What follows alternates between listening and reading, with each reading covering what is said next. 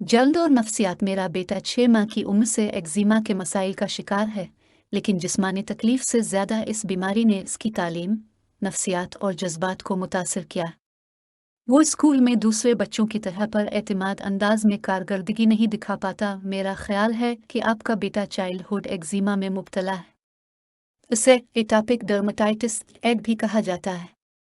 इस मसले का इलाज मुमकिन है, मगर आपको ये बता दूं कि इसके इस्तेमाल से दूसरे मसाइल मसलन राइनाइटिस, दमा, आँखों और गले की खराश और इन्फेक्शन हो सकता है। एटॉपिक डर्मेटाइटिस पूरी दुनिया में तकरीबन 15 से 20% बच्चों को मुतासर करता है। अलबत्ता बरतानिया, अरब अमारात और मशरक़ी एशिया के दूर दराज ममालिक में रहने वाले अफराद इस मसले का ज़्यादा शिकार बनते हैं। इस बीमारी में मुब्तला बच्चों के जिस्म पर खुरदरी, जिल्द और ख़ारिश हो जाती है। कुछ बच्चों में मसला इस हद तक शदीद होता है कि बच्चे नींद में सोते जागते हर दम तकलीफ से बेचैन रहते हैं। यूं बच्चे दिन में भी ज़हनी और जिस्मानी थकन महसूस करते हैं।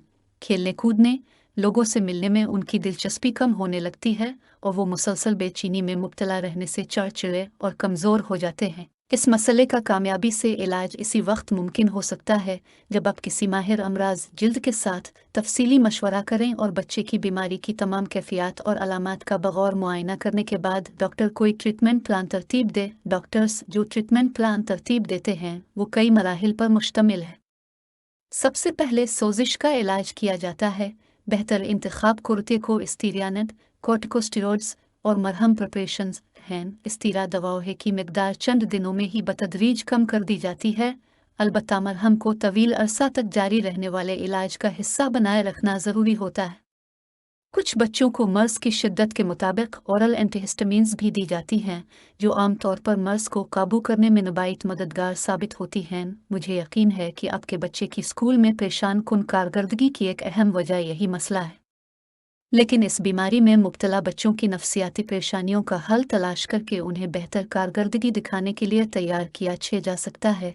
इसके लिए माहिर डॉक्टर्स बेहतर से बेहतर प्लान तरतीब देने की कोशिश करते हैं। बच्चे को अपनी बीमारी समझने और उसके इलाज के लिए ज़हनी और जज्बाती तौर पर तैयार करने में सिर्फ डॉक्टर ही नहीं बल्कि वालिदैन, रिश्तेदार, दोस्त और असातिज़ा भी बच्चे की मदद करें। यह बेहद ज़रूरी है। अब किसी माहिर डॉक्टर से रब्ता कीजिए। जल्द अज जल्द इलाज शुरू किया जाए तो बीमारी पर काबू पाना और सेहत हासिल करना ज़्यादा आसान होता है। सर पर जगह जगह गंज। मेरी उम्र 28 साल है। 2 साल पहले मैंने क्रैश डाइट प्लान पर अमल करना शुरू किया था। इसके बाद से ही मेरे सर के बाल तेजी से झड़ना शुरू हो गए। अब ये हाल है कि सर पर जगह जगह गंज पे नजर आता है। मैंने कई डॉक्टर्स को दिखाया। तकरीबन सब में ही मुझे मिनॉक्सिडिल इस्तेमाल करने का मशवरा दिया, मगर इसके मुतवातिर इस्तेमाल से मुझे कोई फ़ायदा नहीं हो रहा है। मेरा मसला रोज़ बरोज़ बढ़ता जा रहा है। अब मुझे कोई बेहतरीन नुस्खा तजवीज़ करें। बालों का तेज़ी से गिरना एक बहुत बड़ा और मुश्किल मसला है। आपकी बताई गई तफसीलात से मुझे अंदाज़ा हुआ कि आप एक मसले टेलाजिन टी में मुब्तला हैं। इस मसले को बालों का सैलाब कहते हैं। इस मसले का शिकार मरीज़ अचानक बहुत तेज़ी से बाल गिरने की शिकायत करते हैं। इसकी वजह आर्जी तौर पर बालों की नशोनुमा के अमल में आने वाली कोई रुकावट होती है।